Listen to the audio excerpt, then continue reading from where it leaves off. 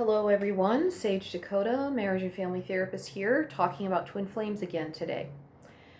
So I decided to make a video explaining what can make a twin flame relationship so challenging, because many of these relationships are quite challenging.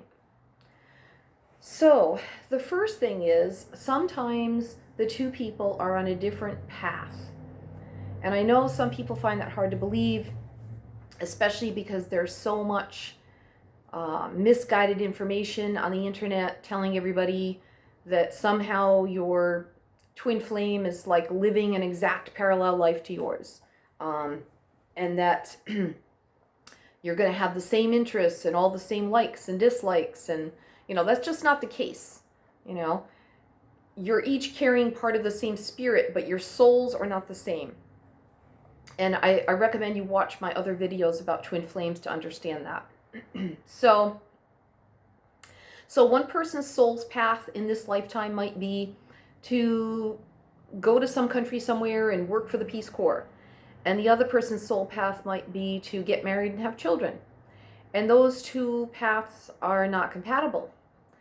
There are a host of other different kinds of combinations that could occur as well. So that's one challenge, just different soul paths and plans.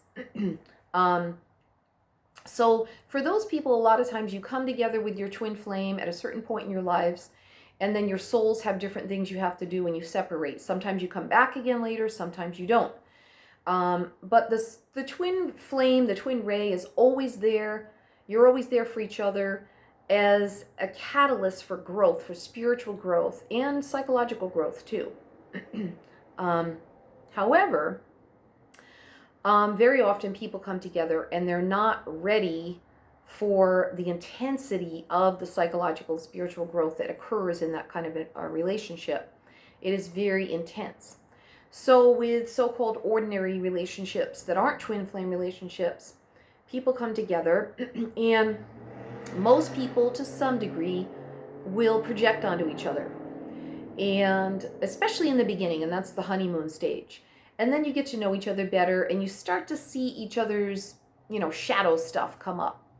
And then maybe there's something about them you don't like or something bugs them. You have your first argument, etc., etc. Now, if there isn't too much of that, the relationship can survive that. Sometimes you'll project onto each other. You might see that person doing something or saying something or behaving in a certain way and attribute something to it. You may even think that something they're doing, it's probably has something to do with you, but you're attributing it to them. That's the type of projection. Now in a twin flame relationship, projection, both people are at great risk of projecting onto each other. And the projections can be positive, so-called positive projections, and negative projections, and sometimes both things happen. So in other words, that honeymoon stage thing happens, and then the honeymoon stage ends, and that both of those stages, the honeymoon stage and the end of it and what comes after, are just so much more intense than they are in other relationships. So the two people, because they're each half of the same spirit, or a quarter of the same spirit technically, they meet each other, and it's a type of love that is unlike any other love. And some people might say, well, it sounds vain, because if you fall that much in love with someone who's like a mirror of yourself or a part of yourself, isn't that kind of vanity?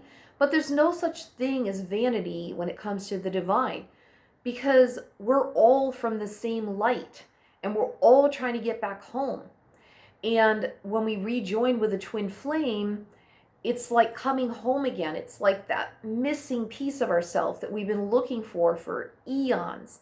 And we finally found this person. And it just feels so wonderful to finally be rejoined with that part of ourselves. So because of that, the love can be very, very intense.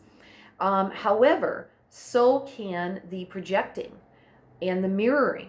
So this person is mirroring, a perfect mirror of you, and you're a perfect mirror for them. So here are these two mirrors, and what can happen is both people are looking at a mirror, and it can become a delusion. They can become deluded or illuded into thinking that they're seeing something, when in reality it's a reflection of their own shadow stuff.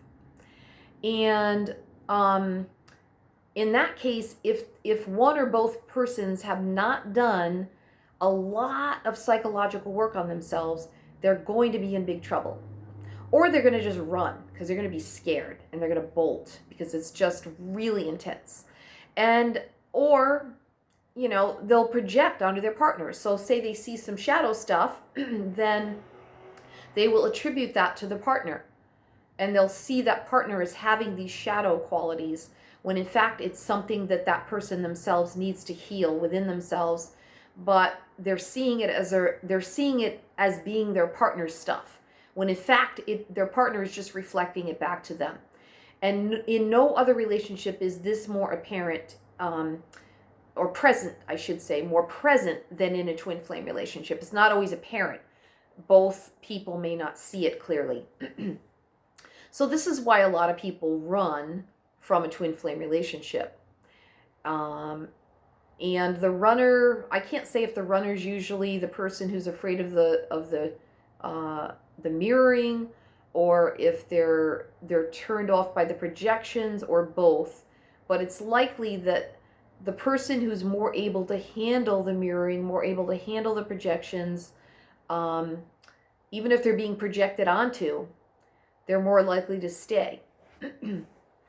But the person who is doing the projecting, or seeing the reflection of themselves and not able to handle it, they're probably going to bolt, because that's really hard to keep seeing that. And the sad thing is that this is a person, these are two people who can love each other more than anyone else can if they open up to the reality of who they each are. But unfortunately, human psyches being what they are, living in three-dimensional reality, their personality, the ego gets in the way, and this stuff comes up, and it's really, really challenging to deal with.